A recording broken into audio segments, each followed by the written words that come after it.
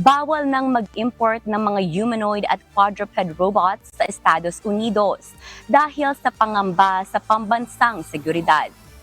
Ayon sa Federal Communications Commission o FCC, maaaring magdulot ng cybersecurity risk ang mga robot na gawa sa ibang bansa, lalo na ang mga mula sa China.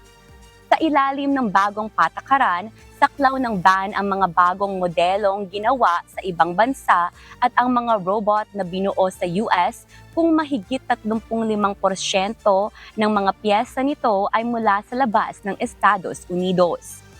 Hindi naman saklaw ang pagbabawal ang mga robot na naibenta o naaprubahan na para gamitin sa US.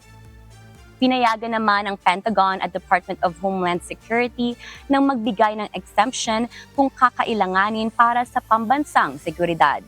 Karamihan sa mga humanoid robots ay ginagamit sa mga pabrika at warehouse, kabilang ang hakbang na ito sa layunin ng pamahalaan ni US President Donald Trump na palakasin ang local manufacturing ng robot at limitahan ang pagpasok ng mga foreign technologies na maaaring maging banta sa seguridad ng bansa.